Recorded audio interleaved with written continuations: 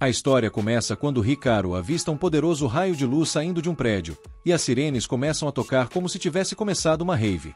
Os guardas ficam horrorizados ao descobrir que algo muito valioso foi roubado. A ladra se chama Kai, e ela faz uma fuga acrobática digna de um filme de ação, enquanto um grupo de guardas a encontra no telhado. Mas, adivinha? Ela é o que chamam de Host Mecha UD, e saca sua arma como se estivesse numa competição de quem puxa a espada mais rápido. A Kai começa a descer a lenha nos guardas, mas eles têm armamento anti-UD. Resultado, ela acaba capturada e um outro Host se prepara para recuperar o cubo que ela roubou. O Mecha UD de Akai fala e se ofende com o jeito que sua espécie é tratada. Tipo, ei, não somos só máquinas de café, não. Mas o cara de cabelo azul não tá nem aí para a opinião do robô, porque acredita que os Mecha UDS são apenas ferramentas para os humanos usarem, tipo um aspirador de pó avançado. O cara recupera o cubo e começa a zoar a Kai, mas ela não é de dar mole. Ela tem uns truques na manga e consegue se soltar. A batalha épica começa, com o cara gritando para capturá-la, mas a Kai é mais ágil que um gato em cima da mesa. Eventualmente, ela descola o cubo, mas o container quebra e uma tonelada de energia explode dele, como se tivesse aberto um portal para o inferno. Essa é a luz que Hikaru viu, e ele sente algo estranho ao ouvir uma voz pedindo ajuda. No dia seguinte, Hikaru vai para a escola, pensando no que viu no trem, e fica na dúvida se foi tudo isso ou só um sonho esquisito que teve depois de comer pizza de madrugada.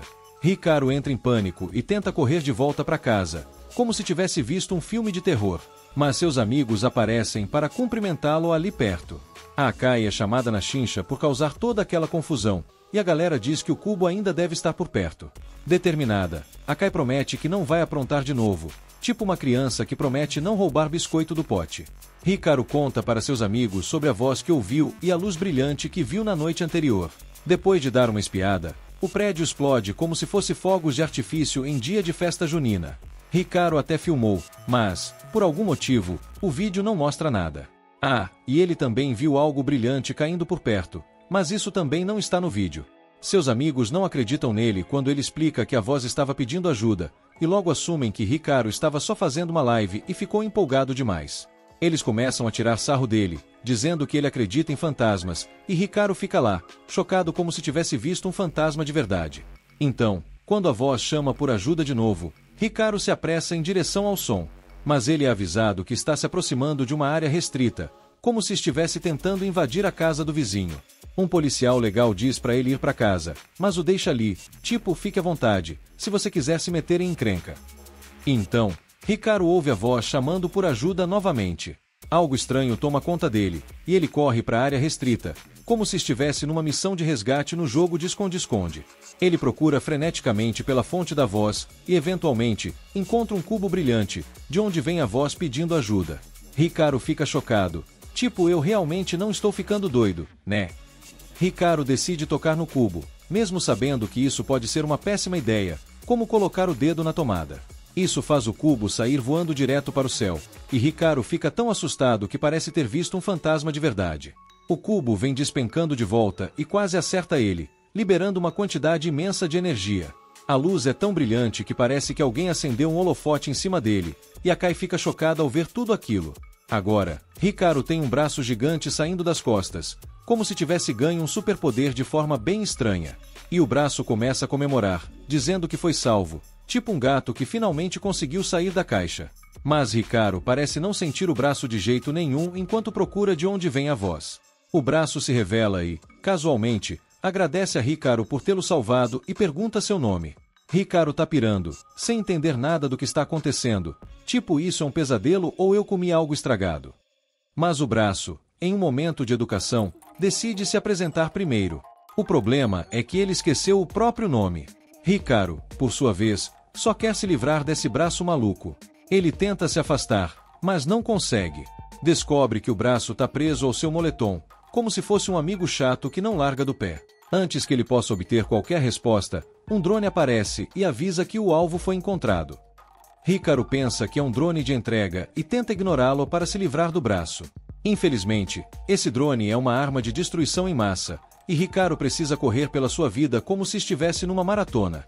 Ele grita para todos se afastarem, mas ninguém parece se importar, afinal, quem se preocupa com um cara fugindo de um drone assassino? Hikaru tenta se afastar e correr com seu amigo drone, Mas o braço logo explica que Hikaru é o único amigo que ele tem agora, tipo um relacionamento meio forçado. No meio da confusão, Hikaru cai enquanto o braço puxa suas calças, e ele consegue usar o braço para impedir que o drone o corte ao meio, como se estivesse tentando salvar um sanduíche prestes a ser devorado. O braço avisa que não tem tempo para rir, e, nesse momento, vemos que vários drones estilo Terminator apareceram. Mas calma, o braço diz para não temerem, porque tudo o que precisam fazer é trabalhar juntos para escapar. Em outro lugar, um grupo recebe informação de que o braço gatilho foi localizado. Um cara fica feliz, mas todos ficam furiosos ao ouvir que ele entrou em contato com um humano desconhecido.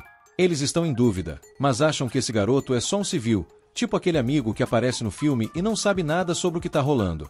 O presidente do grupo deixa o Coronel Sanders, sim, esse mesmo, o da batata frita, cuidar da situação e manda estabelecer um perímetro ao redor da área. Ele quer priorizar a captura do braço gatilho e não tá nem aí para o que vai acontecer com Hikaru.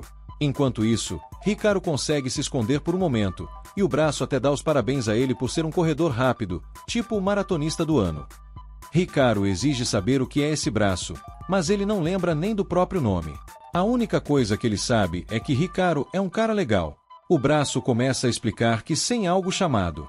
O braço começa a falar sobre algo chamado Arbitrium e fica todo confuso, como um aplicativo que não sabe como funcionar. Hikaru se pergunta o que é esse tal de Arbitrium, mas o braço tá tão fora de si que só pergunta o nome do garoto. Hikaru, como se estivesse em um filme de terror, não se apresenta e decide que é melhor sair de lá. Ele explica que o braço parece estar funcionando bem o suficiente para escapar sozinho, como um gato que já sabe onde a comida está. O braço diz que ainda podem estar em perigo e que está preocupado com a segurança de Hikaru. Mas Hikaru só consegue culpar o braço por tudo o que está acontecendo e afirma que estará mais seguro longe dele, como se estivesse tentando cortar um laço de amizade bem estranho. Mas quanto mais longe Hikaru vai, mais o braço parece sofrer, como se tivesse ido para a academia e estivesse sem energia. Então, o braço súplica para Hikaru não deixá-lo sozinho, tipo uma criança que não quer ir para a cama. Hikaru corre para ajudar o braço, mas ele se recupera rapidinho, e Hikaru acaba fugindo de novo. Eles fazem esse jogo de vai e vem várias vezes, e fica claro que Hikaru precisa ficar perto do braço ou ele vai perder toda a energia, como um celular que já está na reserva. Sem muitas opções, Hikaru relutantemente coloca de volta seu moletom, que já vem com o braço grudado. Nesse momento, os drones os encontram de novo, mas desta vez Hikaru exige que o braço se faça útil. E não é que o braço cumpre. Ele arrasta Hikaru para longe, como se fosse um pai puxando o filho da zona de perigo. Acima, o cara de cabelo azul decide que os drones são suficientes para lidar com o civil, porque ele precisa focar na Kai, que está por perto. Enquanto isso, a Kai está lá embaixo, se perguntando onde foi que se meteu. A Kai está tão perdida que se fosse um GPS, já teria explodido. A pessoa no ouvido dela diz para ir na outra direção, mas a Kai não está a fim de dar a volta no prédio. Então, o braço dela sugere quebrar tudo, mas ela decide se espremer por uma abertura, como uma salsicha tentando sair da embalagem. Enquanto isso, Hikaru continua correndo pela vida, como se estivesse participando de uma corrida maluca, até que a Kai finalmente encontra ele. Ela faz questão de puxar os braços de volta e rapidamente dá conta dos drones, como se estivesse jogando tênis com os inimigos. A Kai chama o braço de Elma e avisa que se ele se mover, vai ser eliminado na hora. Tipo, você não quer ficar no caminho da minha raiva.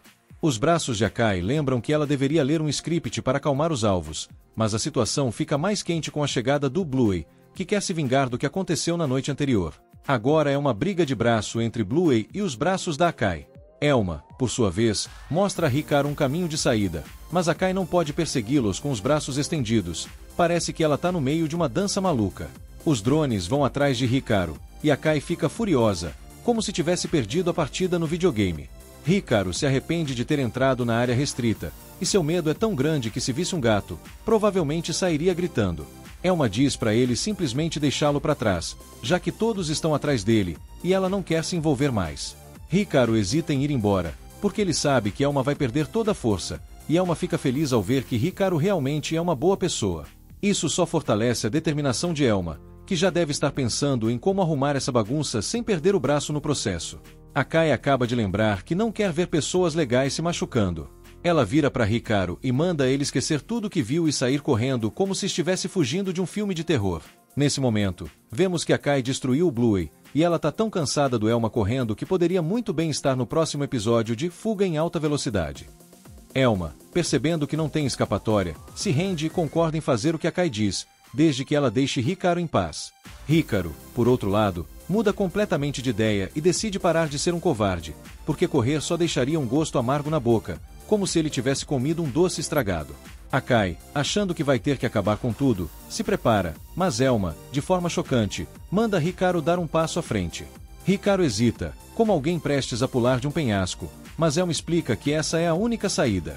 E assim, Hikaru decide confiar nesse braço que acabou de conhecer e avança com toda a coragem de um herói de anime.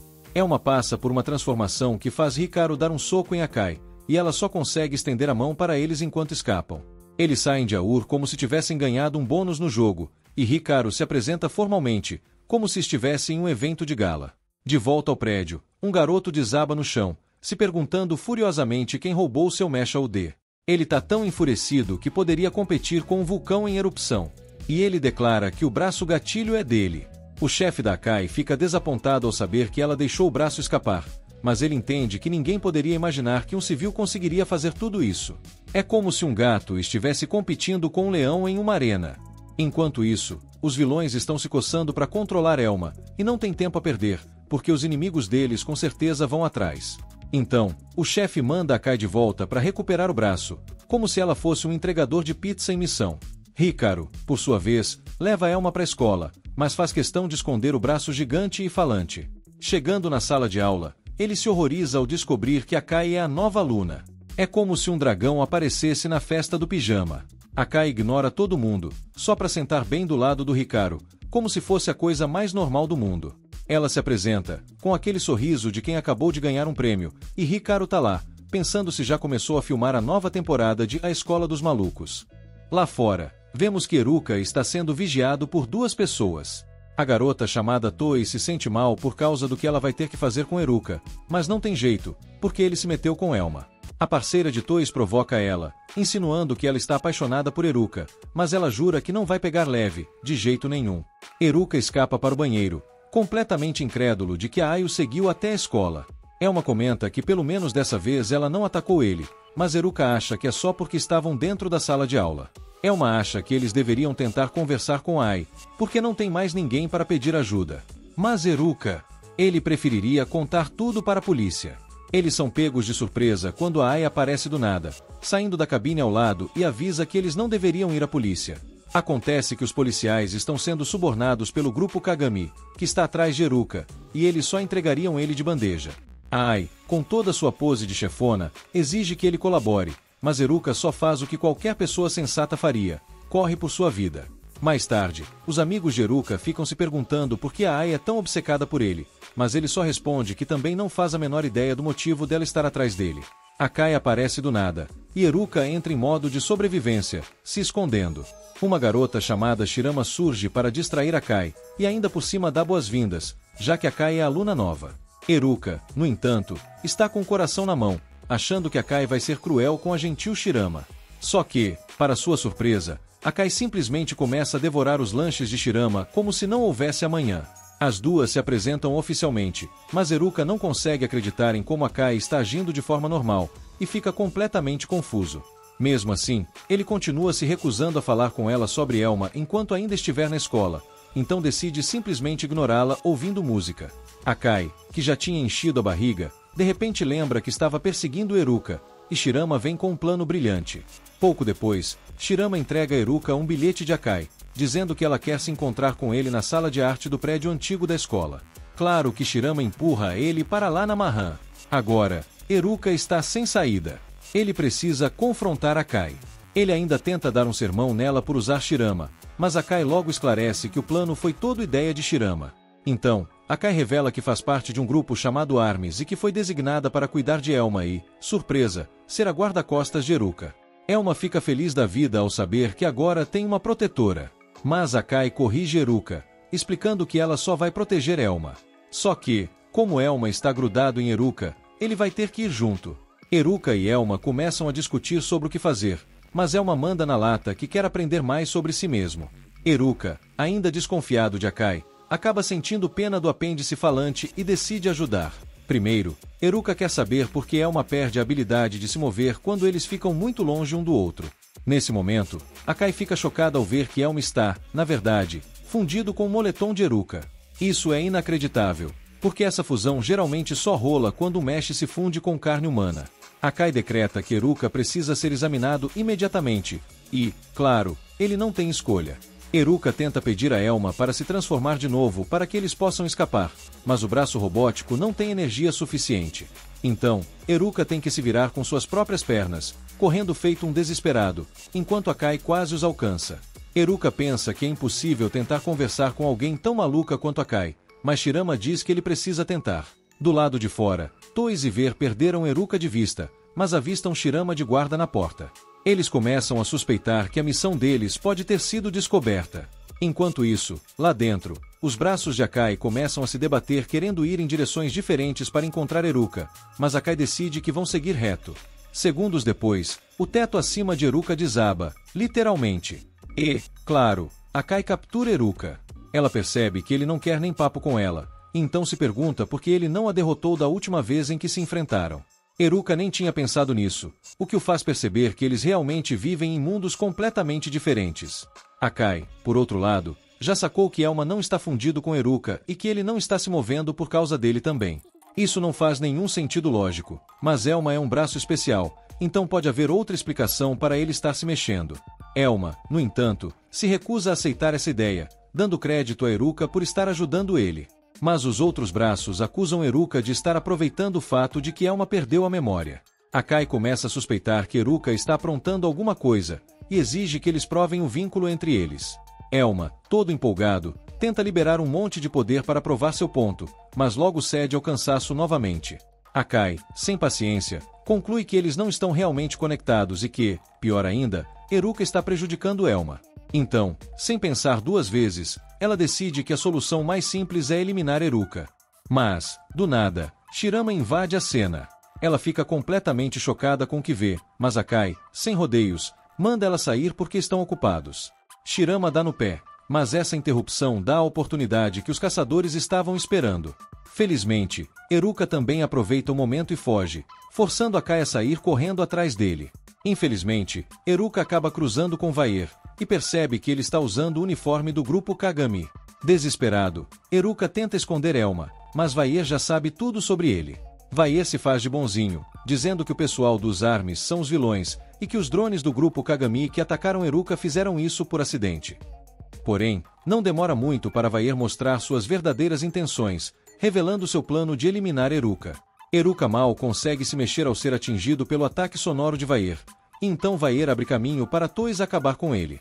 Por sorte, Elma consegue ajudar Eruka a desviar do tiro de sniper que Toys dispara, mas, claro, ela tem muito mais munição. Eruka corre pela sua vida, enquanto Elma está confuso, pois não consegue sentir nenhuma vontade vindo do mecha UD de Vaer. Nesse instante, Vaer paralisa Eruka novamente, e Toys dispara seu tiro mais poderoso. A explosão é devastadora, mas Akai aparece no último segundo para proteger Eruka. Os braços de Akai explicam que os atacantes estão usando grilhões nos seus mecha UDS. Esses grilhões são dispositivos que roubam a consciência dos mecha UDS, basicamente transformando-os em escravos. Vaer, todo convencido, aponta que ferramentas não precisam ter vontade própria. Akai protege Eruka de um ataque, mas agora é ela quem está paralisada. Mesmo assim, ela se recompõe e diz a Eruka para fugir com Elma, prometendo lidar com Vaer sozinha. No entanto, ela alerta Eruka para não sair do prédio, ou será alvo fácil de um tiro de sniper. Eruka, teimoso como sempre, recusa-se a ir embora, pois vê que Akai foi claramente afetada pelo ataque sonoro. Mas ela insiste, afirmando que eles não podem deixar os inimigos colocarem as mãos em Elma. Sem escolha, Eruka sai correndo. Vaer, todo confiante, diz que não está preocupado, já que ele tem certeza de que pode lidar com Akai e ainda escolheu uma arma diferente dessa vez. Akai entra em pânico ao perceber do que se trata, mas já é tarde demais. Eruka corre mais fundo no prédio, enquanto Elma questiona se foi mesmo certo deixar Akai para trás. Eruka tenta argumentar que ela mesma pediu para ele fugir, mas Elma não consegue ignorar o que está acontecendo. O braço louco abre uma passagem para Eruka escapar, e eles saem disparada para ajudar Akai. Enquanto Eruka corre, ele se perde em pensamentos, sem saber o que fazer. Mas logo decide que precisa ajudar. Ele encontra Akai completamente incapacitada e não perde a chance de tirar sarro, para de tentar bancar a durona. Eruka, mal conseguindo se mexer sem ajuda, e Elma começam a quebrar a cabeça para bolar um plano. Eles chegam à brilhante conclusão de que precisam dar um jeito no ataque sonoro de Vair. Do lado de fora, Toys está ficando impaciente e pensa que Vair está só enrolando de novo, já que ele não responde. Então, ela decide entrar. Lá dentro, vemos que Vair capturou Akai, todo exibido, diz que colocou os Shaklis nos braços dela. Isso significa que ela agora vai poder controlá-los como se fossem escravos. Mas Akai, indignada, rebate na hora: eu não sou nada parecida com você, seu maníaco. Vair, satisfeito com o que conseguiu, leva Akai até Toys, que revela que eles têm ordens de levá-la viva.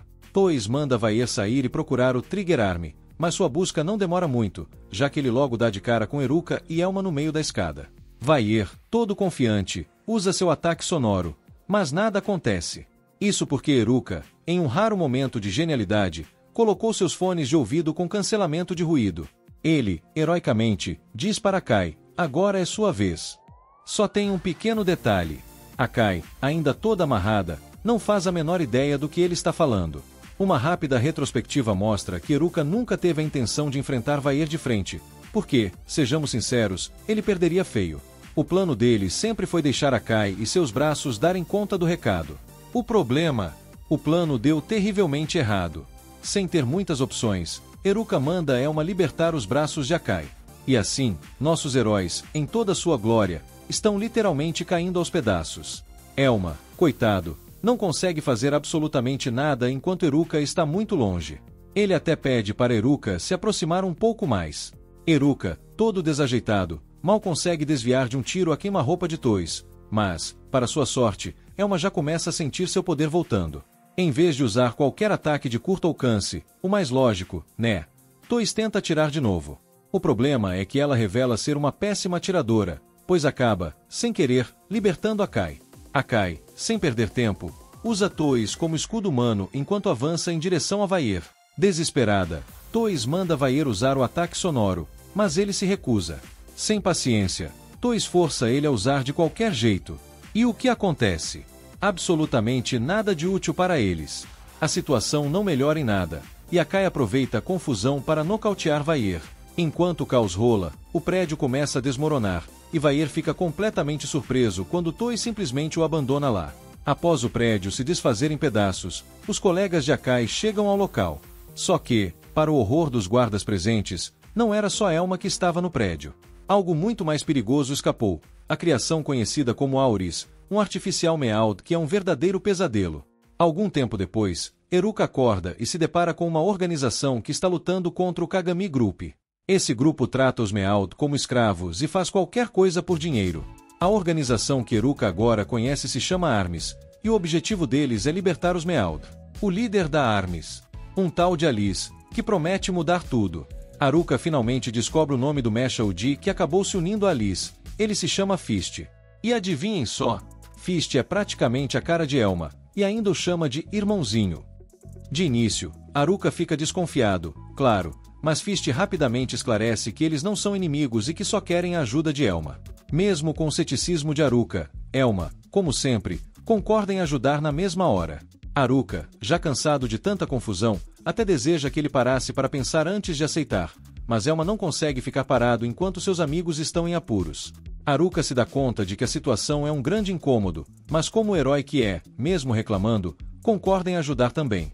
A verdadeira surpresa vem quando todos olham para ele e dizem que, na verdade, só precisam da ajuda de Elma. Sim, Eruka não tem que fazer absolutamente nada. Ele só tem que relaxar e deixar tudo nas mãos de seu amigão mecânico. Enquanto ele estava dormindo, decidiram fazer uns testes nele para medir os níveis de Arbitrium no corpo. Arbitrium é uma energia produzida pela mente humana e que serve como combustível para todos os Mecha UDS. Mas quando os níveis de Arbitrium do Hikaru foram colocados em um gráfico, isso é o que apareceu. E esse é o nível médio de um usuário de Mecha UD. Se já não estava claro, Hikaru é basicamente um fracasso na hora de manejar o Mecha UD, e não tem como colocar açúcar nisso. A Alice concorda que, embora Hikaru tenha sido responsável por despertar Alma, ele também é a razão pela qual Alma está fundido a uma jaqueta. E para piorar, ele nem consegue usar os poderes de Alma. A situação é tão triste que você poderia fazer uma música de despedida. Nesse momento, Eles não têm escolha a não ser deixar Alma sob os cuidados de Hikaru por enquanto. Mas a Alice faz questão de deixar claro que ele não pode agir por conta própria em circunstância alguma, porque ele não tem capacidade de se cuidar. Alma tenta defender Hikaru e lembra que ele foi o único motivo pelo qual não foi capturado pelo Kagami. Mas, mesmo assim, o Ken diz que ainda é um fato que Hikaru não tem poder para usar Alma, então ele é um verdadeiro liability, um peso morto, sabe? Nesse instante, Aki interrompe e diz que acredita que Hikaru pode ser capaz de extrair o potencial de Alma. Afinal, ele conseguiu dominar o poder de Alma na primeira vez que se encontraram, então ela está certa de que ele pode ficar mais forte com um pouquinho de treinamento. Até agora, esse treinamento envolveu Alma fazendo flexões no telhado da escola. Enquanto Hikaru está lá, sentado e só observando, ele se pergunta se essa técnica realmente funciona. Aki diz que treinar Arbitrium é questão de espírito, então ele só precisa se motivar o máximo que puder para ficar mais forte.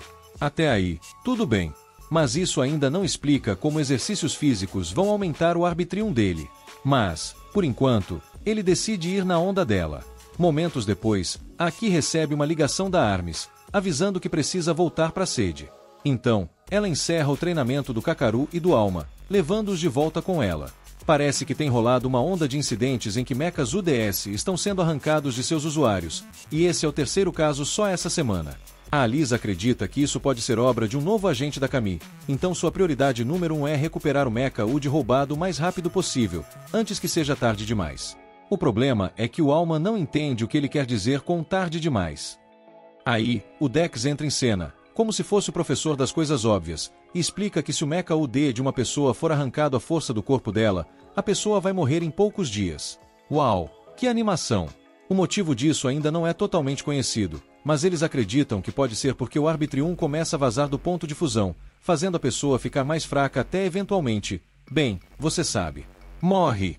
Então, esse é o lado sombrio do mundo dos mechas. O que eles sabem é que o Arbitrium tem efeitos drásticos no sistema biológico humano. Por exemplo, qualquer um que se funde com o mecha UD ganha uma habilidade física incrível. Exceto no caso do Hikaru, claro, que como Alma não se fundiu ao corpo dele, continua sendo só um humano normal. Não é uma inteligência artificial, só uma personagem mesmo. Nota algumas marcas nos braços da vítima e, como uma verdadeira detetive, deduz que quem fez isso deve estar usando um mecha do tipo quente. E o Alice já sabe para onde ela está indo com isso, então ele lembra que o trabalho dela agora é proteger o Alma a todo custo, e que ele não quer que ela se envolva nesse caso, mesmo que tenha razões pessoais para isso. Mas, como toda boa heroína de anime, Aki ignora completamente o que o Alice acabou de dizer e decide que tem algo que quer investigar por motivos pessoais. E como ela tem que guardar o Hikaru, adivinha? Ele vai com ela. Enquanto isso, do outro lado, no grupo Kagami, eles estão em uma verdadeira correria para encontrar o Junho, o irmão mais novo do Kagami, que aparentemente roubou um mecha artificial experimental e desapareceu. Mas ninguém sabe o que ele pretende fazer com isso. O líder da terceira divisão se oferece para resolver o problema, mas adivinha? Essa é a mesma galera que deixou o Alma escapar da última vez. Então, desta vez, os Corvos Brancos foram colocados na missão. Em outro canto, Hikaru está com Aki até tarde da noite e já percebeu que ela está investigando o caso, mesmo que o Alice tenha dito para não fazer isso. Mas ele fica se perguntando se realmente está tudo certo de eles estarem ali sozinhos. A Aki, como toda garota misteriosa, se recusa a responder. Mas, um momento depois, eles ouvem um som de buzinas por perto e, do outro lado dos contêineres, vêm os Corvos Brancos ocupados procurando o irmão mais novo do Kagami. A situação tá quente, meus amigos. O líder Amada diz para todos os seus homens continuarem vasculhando a área, mas, de repente, Aki e o Hikaru aparecem. O Hikaru, bem cético, acha que não é uma boa ideia interagir com o pessoal do grupo Kagami, mas Aki, com toda sua confiança, diz que vai ficar tudo bem, desde que ele fique do lado dela e mantenha o Alma escondido. É como se ela dissesse, fica tranquilo, eu sou a heroína aqui. Ela pergunta ao Amada se ele sabe algo sobre um usuário de mecha do tipo quente. No início, eles acham que ela é só uma garota comum, mas quando ela menciona o mecha, o clima muda rapidinho. O Amada e seu grupo ficam hostis, porque eles não podem deixar a população geral descobrir sobre os mechas. Aí, a situação esquenta e eles partem para cima dela. Sem muitas opções, Aki convoca o Sinus e parte para a briga. O Amada fica chocado ao perceber que ela é uma usuária de mecha, e logo ordena que os Corvos Brancos se reorganizem e ataquem de novo. Enquanto isso, o Hikaru tá lá, sendo jogado para lá e para cá no meio da confusão. Quando ele tenta se levantar, vê um garotinho com um inalador escondido em um canto. Ele se preocupa e avisa: "Ei, garoto, isso aqui tá perigoso. Você tá bem?" Mas o menino nem responde e sai correndo. O Hikaru, mesmo sem saber muito sobre o garoto, fica preocupado e decide segui-lo, deixando aqui para lidar com os corvos brancos. O Amada vê tudo isso e, como se tivesse uma moto de corrida, transforma seu mecha em uma bike e sai atrás do garoto. Ao mesmo tempo, alguns membros dos Corvos Brancos conseguem alcançar o menino e o Hikaru. Então, o Hikaru se coloca na frente do garoto para protegê-lo, mesmo que isso signifique levar uma surra. Os caras dos Corvos Brancos estão prontos para dar uma surra no Hikaru se isso significar pegar o garoto. Mas, antes que ele leve um golpe, o Alma aparece e bloqueia a investida. Ufa, essa foi por pouco. Nesse momento, eles notam o Amada e sua bike de mecha vindo na direção deles. O Hikaru tenta gritar para o garoto correr, mas percebe que o menino já sumiu. A missão original do Amada pode ter escapado, mas agora que ele avistou o Alma, ele muda de alvo e vai para cima dele. O Alma percebe que tanto ele quanto o Hikaru estão sendo caçados, então tenta puxar o Hikaru para a segurança. Mas, em termos de velocidade, não tem como o Alma vencer uma moto, e o Amada logo alcança e agarra o Alma, todo orgulhoso de si por conseguir. O Amada, todo empolgado, tenta capturar o braço do gatilho, mas, do nada, Aki aparece e derruba ele da moto. Como se fosse uma cena de filme de ação, ela começa a interrogar o Amada e o Joe sobre o usuário de mecha do tipo quente. Os dois, com medo de serem esmagados por um container, estão dispostos a cooperar, mas, sinceramente, não sabem nada sobre esse tal usuário. Então, Aki larga o container e os deixa ir.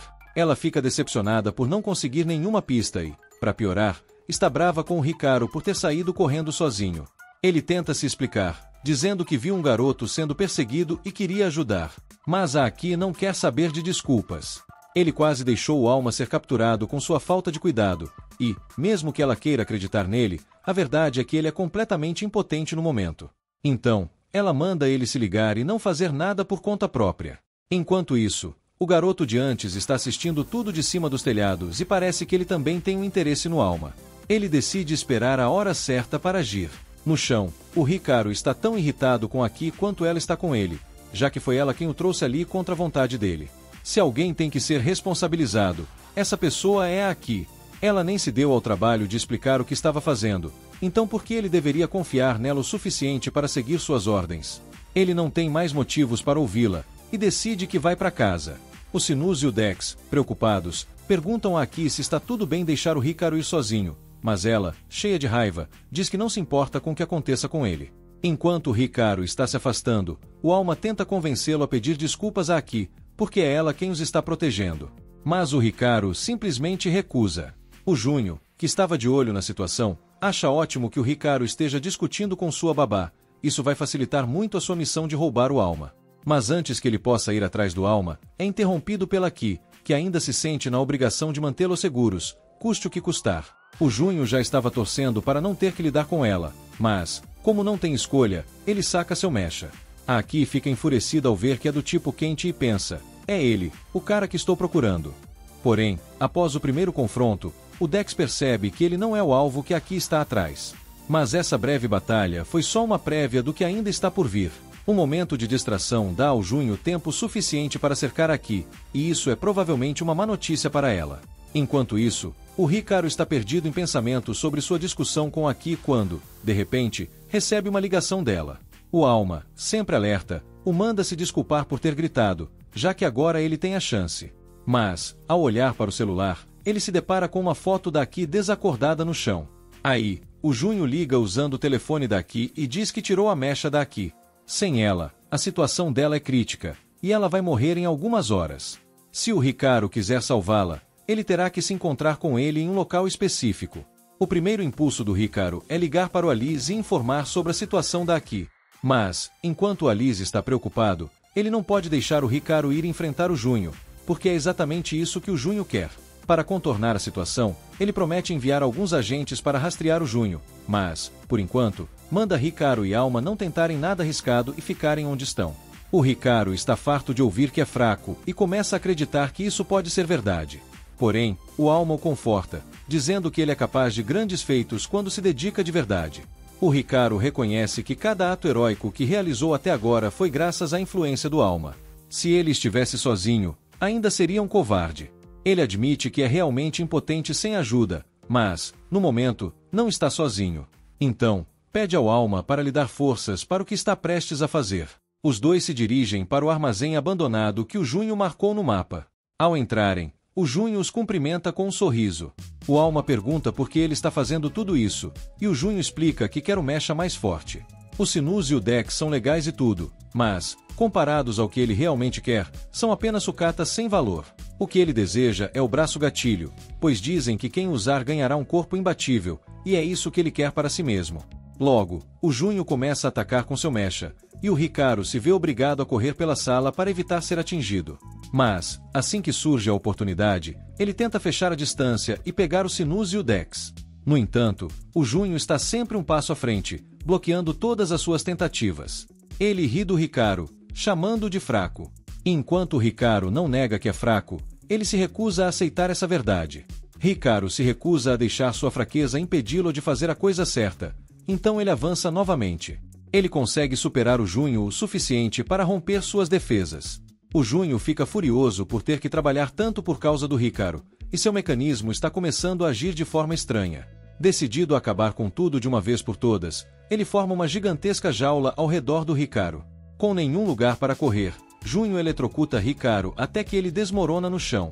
O Junho captura Hikaru e começa a puxar o Alma para longe dele, até que eles são separados. O Junho fica aliviado por finalmente ter o Alma, pois assim pode consertar seu corpo, mas, para sua surpresa, o Alma ainda consegue se mover e derruba o Junho. Ele não entende o que está acontecendo, já que o mecha não deveria ser capaz de se mover sozinho. Mas sua confusão aumenta ainda mais quando Hikaru começa a se mover também, já que ele deveria estar à beira da morte após ter sua mecha arrancada. Hikaru estende a mão para o Alma, e assim que os dois se tocam, o verdadeiro poder de Alma é liberado. O Junho começa a ficar preocupado. Ele tenta formar um punho para nocauteá-los, mas está claramente em desvantagem em relação ao Hikaru e ao Alma, que facilmente destroem seu ataque. Os dois lançam um soco em direção ao Junho, e, quando ele pensa que conseguiu bloquear, Hikaru corre e finaliza o serviço com o último golpe. O Junho cai, fora de combate. Nesse momento, Hikaru e Alma acreditam que finalmente podem relaxar, mas, infelizmente, estavam errados. A cabeça de um corvo branco aparece, e tanto Hikaru quanto Alma acham que terão que lutar novamente. Porém, o homem garante que não está sendo pago para lutar contra eles neste momento. Ele quer levar o Junho e também pega o Sinus e o Dex, que pretende levar junto. Hikaru diz que não vai deixá-lo escapar com eles, e o homem se prepara para usar a força, mas o Junho o interrompe, dizendo que quer ser ele a derrotar Hikaru. Ele proíbe o homem de machucá-lo por enquanto. O homem concorda e devolve a mecha UD ao Hikaru, mas assegura que eles se encontrarão novamente um dia, e quando isso acontecer, Hikaru não poderá escapar tão facilmente. Um pouco mais tarde, Aki acorda em um hospital com Sinus e Dex reanexados a ela. Assim que descobre que foi Hikaru quem a salvou, uma onda de gratidão a invade, mas também a preocupação. Aki se encontra com Hikaru no telhado enquanto ele tenta costurar o Alma de volta em seu casaco. Ela se senta ao lado dele, e a atmosfera fica um pouco estranha. Para quebrar o gelo, Hikaru pergunta o que ela estava procurando na noite passada. Aki explica que estava em busca da pessoa que matou sua família, mas a única pista que tem é que o responsável é um portador de mecha UD do tipo quente. No entanto, ela descobre que Junho não foi o culpado. Reconhecendo que agiu impulsivamente devido à sua sede de vingança, Aki expressa sua gratidão por Hikaru tê-la salvado. Determinada a retribuir, Aki oferece-se para costurar o Alma de volta, mas, na verdade, ela é péssima em costura. Hikaru tenta impedi-la, mas, nesse momento, Meru entra trazendo alguns doces e mal interpreta a situação, pensando que algo romântico está acontecendo entre eles. Essa missão do Hikaru já começou bem. Primeiro dia oficial na equipe Arms e já está pendurado em cima de um caminhão de transporte, enquanto os colegas de equipe esperam de camarote ele colar no plano. Mas a coisa fica esquisita rapidinho. Dentro do caminhão, o EV é um cara gordinho, mas perigoso, tipo um lutador de sumo de filme de ação, socando um cientista sem dó. Os outros já estavam esperando a treta, então lembram o Hikaru. É só seguir o plano, moleque. Joga o EMP quando passar pelo intercâmbio ali na frente. Hikaru até tenta seguir o combinado, mas aí ele vê o sumo maltratando o mecha acorrentado, e aí, ele não aguenta, né? O que ele faz? Pega e causa um acidente gigantesco, virando o caminhão de cabeça para baixo. Ele sai correndo, tentando se safar porque, claro, agora virou alvo. Mas o nosso amigo Sumo, ele não ia deixar barato. O homem joga o próprio caminhão para bloquear a fuga do Hikaru, e em meio à correria, manda mísseis no garoto. Hikaru desvia, mas aí o cara puxa um canhão de braço, pronto para transformar o menino em churrasquinho. Quando ele acha que vai virar cinzas, o T, colega da Arms, surge em alta velocidade com seu Mecha Carrax e resgata o Hikaru. Ufa, mais uma vez salvo por um tris. Alma pede desculpas pela confusão que causou, mas não tem muito tempo para lamentar, porque o Sumo logo rastreia eles e volta a atacar. Só que agora Aki chega na cena e manda o grandalhão pro chão. E nem esconde a decepção com a bagunça que Hikaru e Alma fizeram com uma missão simples. Ela manda o T tirar os dois dali antes que eles façam mais estrago. O Sumo até tenta levantar e nota que Aki tem 2 mechas, mas ele tá confiante com os 3 dele. Se acha o rei. Só que quando ele tenta acertá-la com um chute, ela segura ele com facilidade. Aí ele vai tentar um golpe especial, mas tá sem energia. O cara desmaia ali mesmo. Parece que brincar de mecha gasta uma energia que ele não tem. Olha só, controlar mais de um mecha ao mesmo tempo não é brincadeira, e precisa de um treino que, claramente, nosso Sumo de meia tigela não teve. O cara provavelmente nunca viu nem a porta de uma academia. Aqui dá uma olhada e já tem certeza de que ele não vai levantar tão cedo, então já aciona a equipe de resgate. Mas, enquanto ela dá as costas, surge um figurão novo com mecha tipo verme aquecido. Sim, uma minhoca esquisitona, e dá um jeito no Brutamontes. Quando Aki percebe, o cara já tá em pé de novo, e mais forte do que antes. A situação dela complica rapidinho. Nesse momento, nosso herói Hikaru aparece e lança o Brutamontes pra longe. A Aki grita que mandou ele correr, mas Hikaru não consegue deixar de ajudar vendo ela em apuros. O grandão se levanta de novo e saca um canhão laser, mas, dessa vez, Hikaru e Alma estão prontos e desviam o ataque como se fosse nada. Daí ele tenta esmagar os dois com o caminhão, mas Hikaru sai ileso e, numa velocidade absurda, avança e nocauteia o cara com um só soco. Com a batalha finalmente encerrada, o Tani chega e parabeniza o Hikaru pelo excelente trabalho, dizendo que ele foi essencial para resgatar tantos mechas. Hikaru fica feliz com os elogios, mas Aki parece estar com a cabeça em outro lugar. Já de volta à base, ela entra no banho e começa a ter flashbacks da irmã e da promessa que fez de proteger a família, algo que ela sente que não conseguiu cumprir. Agora, o único que resta para ela é vingá-los. Fora do banheiro, o cientista que Aki pediu ajuda espera impaciente, mas, quando ela sai toda molhada pós-banho, o cara fica sem reação, gaguejando e dizendo que só veio dar o relatório que ela pediu. O cientista manda real, não conseguiu arrancar nada de útil do Brutamontes que eles capturaram. E pior, ele checa os mechas do cara e nenhum deles é do tipo verme. Só que Aki lembra muito bem que viu uma minhoca metálica ajudando o grandão a voltar ativa, então tá rolando algo estranho. O cientista, que já tá sabendo da história de vingança da Aki, promete que vai ajudar ela com tudo o que ele tem. Ele até tenta convencer Aki a depender mais dele do que do Hikaru, mas, quando termina o discurso motivacional, ela já sumiu e foi atrás do Hikaru. Enquanto isso, na casa do Hikaru, o Alma acorda e percebe que os dois dormiram demais. Ele tenta puxar o Hikaru da cama pelos calcanhares e até oferece ajuda para ele trocar de roupa. Aí, do nada, Aki invade o quarto pela janela e, sem paciência, já avisa que vai ajudar ele a se arrumar. E a oferta dela? Totalmente sem discussão. Na escola, os alunos estão numa euforia só porque dizem que um novo aluno transferido, super rico, vai chegar. Todo mundo tá curioso para ver quem é. A porta se abre. E quem aparece? Aki, segurando o Hikaru todo desajeitado e com a roupa pela metade. A galera fica em choque, já imaginando o romance rolando, e a Meru já tá viajando em 1000 teorias.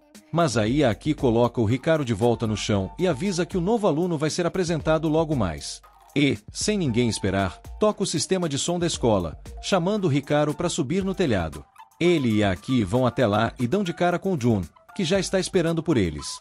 Só que, mal ele aparece, a Sinise e o Dex atacam o cara, lembrando que ele aprontou com a Aki da última vez.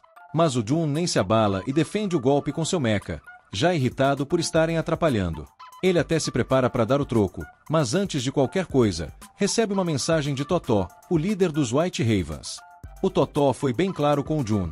Ele só poderia frequentar a escola se prometesse não usar o mecha por lá. Mas olha ele já quebrando a promessa.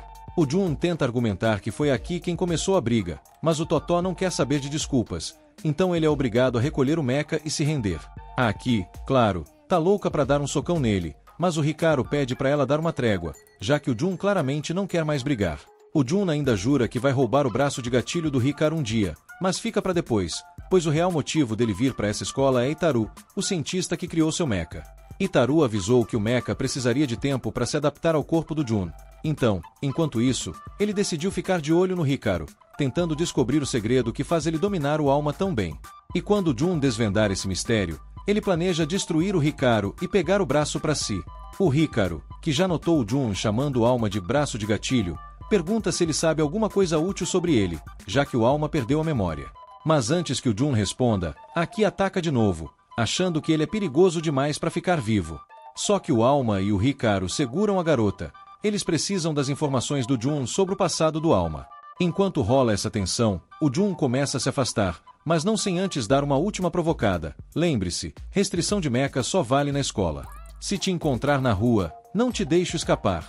Mais tarde, a Aki e o Hikaru andam juntos pelos corredores, mas ela tá tão grudada nele que o Hikaru já tá perdendo a paciência. Ele tenta distrair a Aki com um bolinho de arroz imaginário, só para ganhar um espaço, mas ela gruda de novo. Depois de tentar várias estratégias, ele até usa seu almoço como distração, mas agora tá morrendo de fome. Enquanto pensa no que fazer, ele ouve a voz do Jun do nada. Jun lembra que perguntou pro Totó o que faz o Hikaru controlar o braço de gatilho sem treino, e o Totó ficou sem saber. Então, o Jun arrisca um palpite, talvez seja a comida dele. E, do nada, mostra o cartão preto e avisa que vai pagar o almoço do Hikaru para investigar o que ele come. Hikaru acha essa oferta meio suspeita, mas aproveita, já que também queria perguntar algo sobre o passado do alma. No entanto, mal eles começam a conversa e... pá! A Aki chega com um golpe de perna, cortando o papo e deixando claro que ela não vai deixar o Jun se aproximar do Hikaru tão fácil assim. A Aki, claro, aceitaria de boa um almoço grátis pago pelo Jun e já até tem um prato em mente. Um pouco depois, enquanto o Hikaru está no banheiro tentando ter um tempo sozinho, ele comenta com o alma que não sabe mais o que fazer com a Aki. Ela não deixa ele chegar perto do Jun nem por um segundo, mesmo sabendo que ele deve saber algo importante sobre o passado do alma. Do jeito que as coisas estão, o Hikaru nunca vai conseguir perguntar ao Jun sobre isso, até que ele tem uma ideia. Como hoje é dia do torneio de esportes na escola, ele pensa em tentar falar com o Jun durante as atividades no campo. Mas quando o momento finalmente chega, o Jun sumiu do mapa.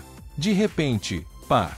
O Hikaru leva uma bolada na cara, e o Jun, que estava observando tudo escondido em uma árvore, mal acredita na velocidade de reação ridiculamente lenta do Hikaru, considerando que ele possui o mecha mais poderoso.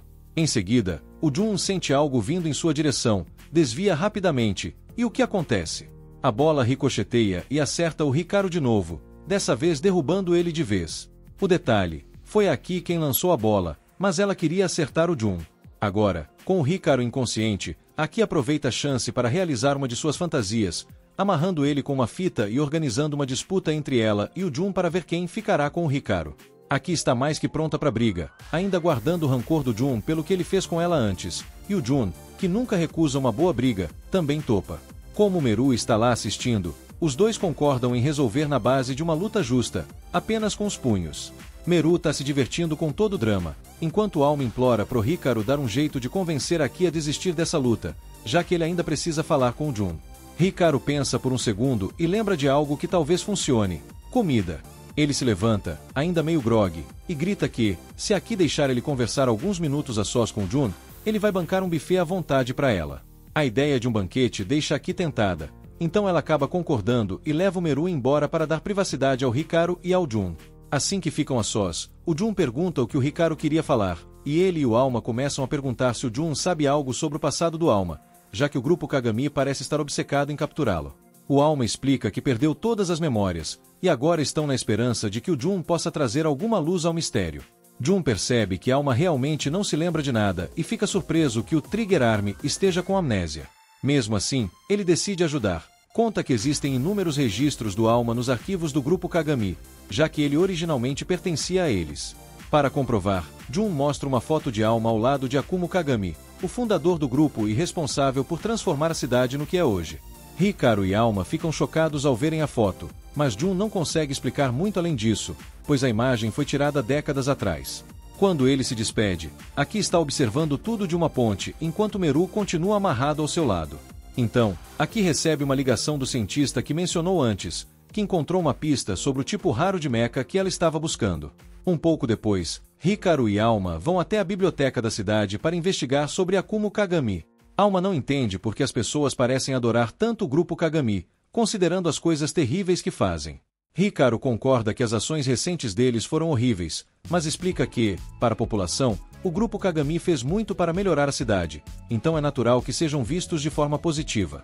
Enquanto continuam pesquisando, eles encontram um retrato de Akumu Kagami, e Alma acaba se emocionando, com lágrimas robóticas caindo, pois sente que Akumu é importante para ele, mas não consegue se lembrar do motivo.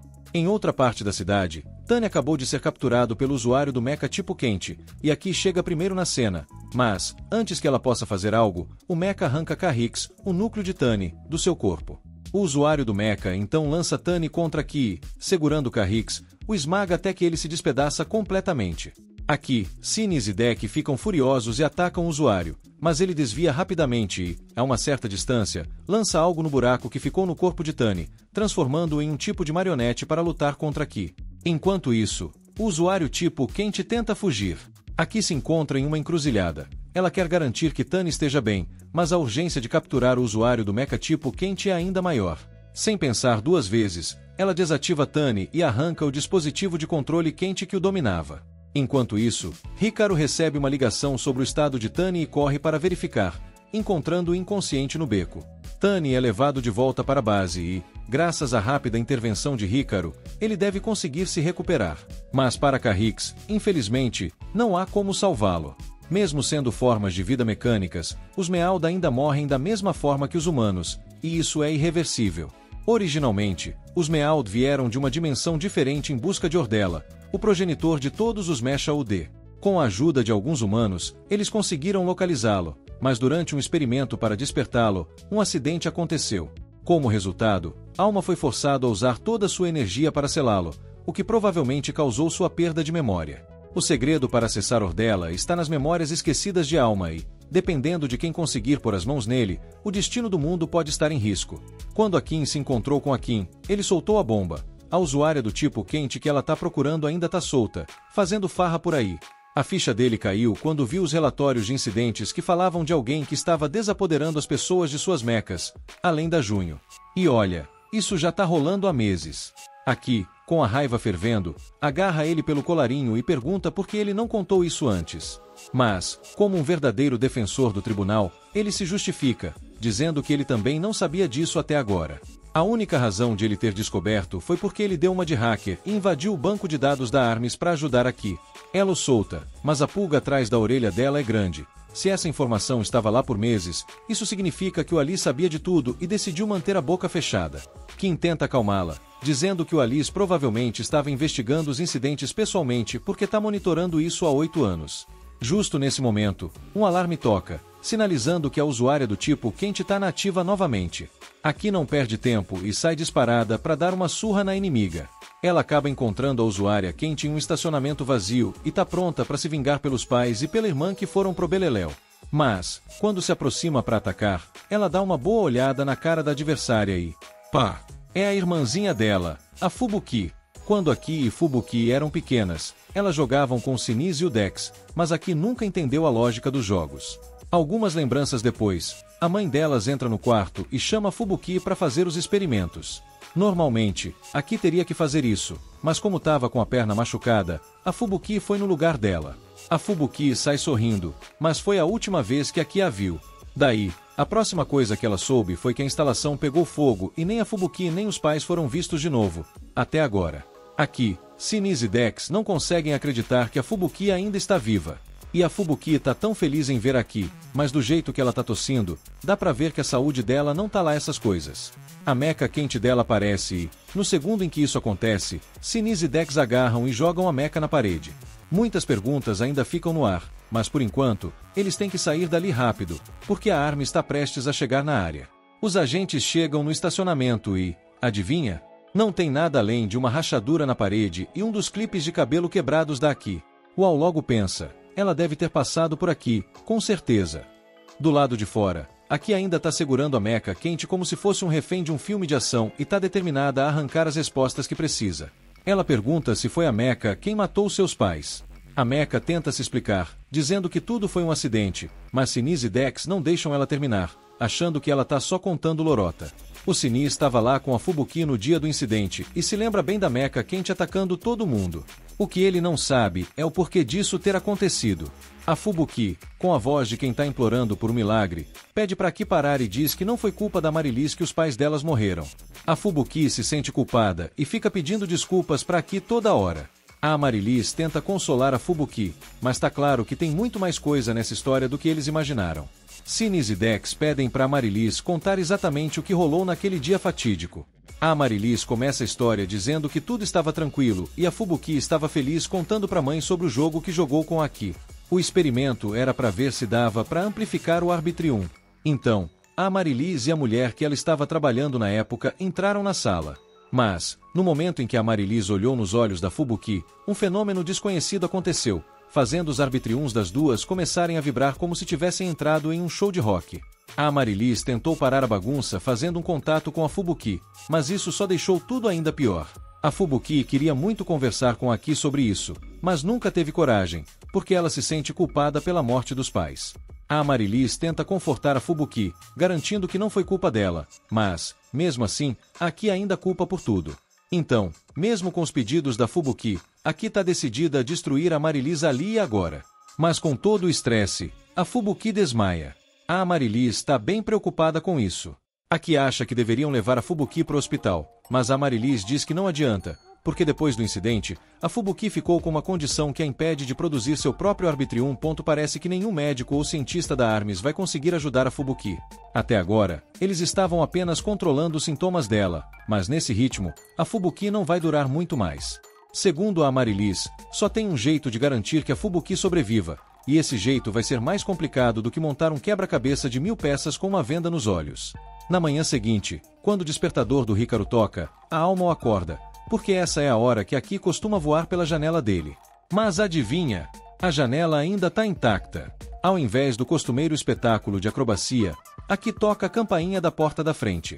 Hikaru e Alma logo ficam com a pulga atrás da orelha, porque Aki nunca usa a porta da frente. Mas parece que ela não quer falar sobre isso, então o Hikaru resolve não insistir. Nesse momento, a Maru aparece correndo, com uma ideia brilhante na cabeça. Como tem uma prova importante chegando, ela sugere que todos façam uma sessão de estudos em grupo, incluindo a Jun, que tem estado espionando Hikaru desde lá do canto. Ela se aproxima dele e pergunta se ele quer participar da turma de estudos. Mas a Jun diz que não vai entrar numa sessão de estudos boba, porque ele não veio para essa escola para aprender, e sim para ser o rei da balada. A Maru ignora totalmente a declaração da Jun e grita para perguntar ao Hikaru se eles podem fazer a sessão de estudos na casa dele. Hikaru pensa na ideia por um segundo. Embora goste de passar tempo com a Maru, ele já sabe que Aki e a Jun vão acabar se esbarrando e se estranhando como se estivessem em um ringue de boxe. Ele tenta desviar a Maru dessa ideia, mas a Maru é insistente e pede para Aki dar uma força nessa. Aki educadamente recusa, mas a Meru tenta convencê-la dizendo que essa é uma ótima oportunidade para ir na casa do Hikaru.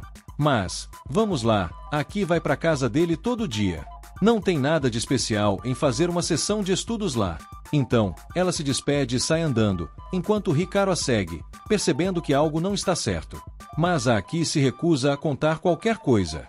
De volta a ARMS, uma das cientistas está ficando impaciente com a falta de informações, então ela se dirige até a estação de trabalho do Ken e pergunta se ele tem alguma informação sobre Aki, já que ela não aparece na HQ há um bom tempo. O Ken inicialmente finge que não sabe de nada, mas depois de um pequeno persuasão um tanto violenta, ele admite que ele pode ter alguma coisa a ver com a situação da Aki. Enquanto isso, a Aki está sentada ao lado da irmã doente, enquanto a Amarilis explica como tem conseguido sobreviver até agora. Como a Fubuki não consegue gerar seu próprio Arbitrium, a Amarilis tem sugado o Arbitrium de outros usuários de Mecha e alimentado a irmã com isso. Mas, aparentemente, a doença da Fubuki está avançando mais rápido do que a Amarilis consegue dar conta. A situação está crítica e quase não resta tempo antes que a condição da Fubuki fique ainda mais grave. Então, a Amarilis insiste para Aki fazer o que for preciso para garantir que a irmã sobreviva. E, adivinha? A única forma de garantir a vida da Fubuki é tirando a vida do Hikaru. Que reviravolta, hein?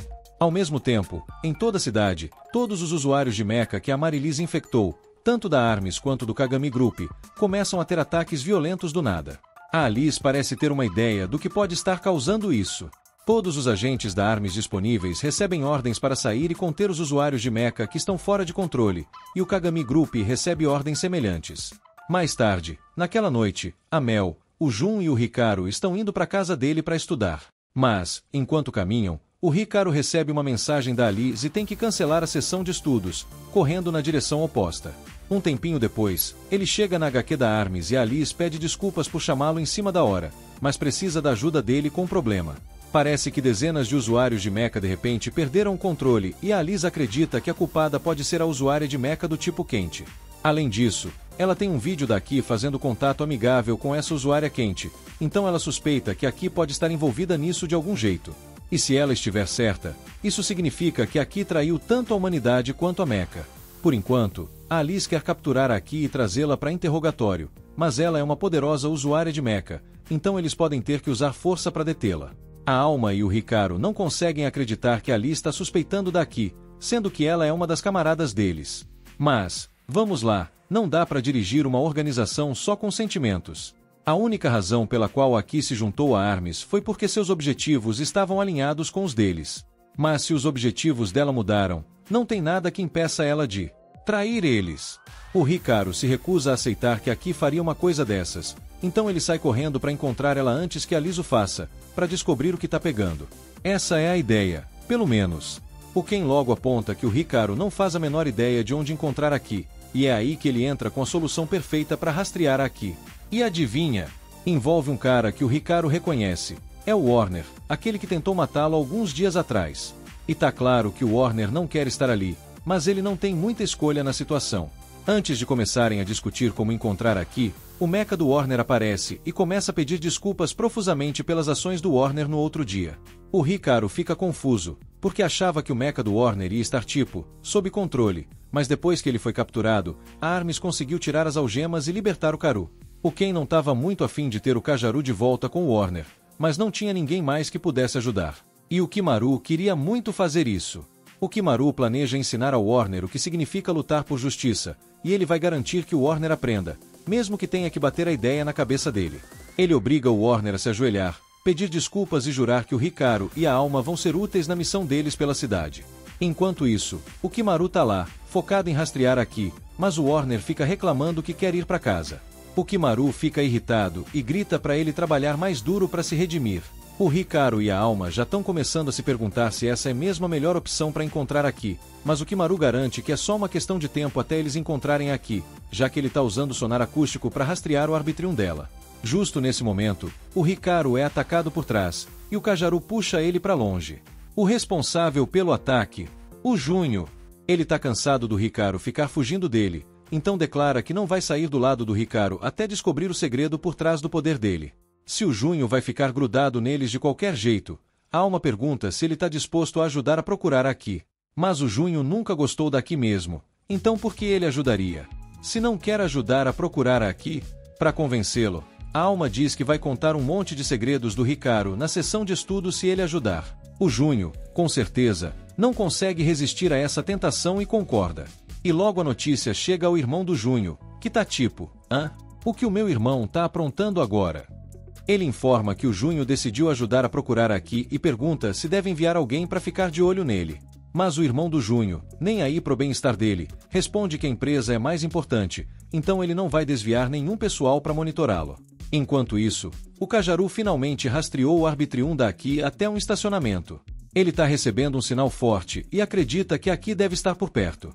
Mas quando ele chega na fonte da assinatura de Arbitrium, ele se depara com a Aki, e a cara dela tá tão séria que parece que ela tá realmente prestes a seguir o conselho da Marilis, se isso significar salvar a irmã dela.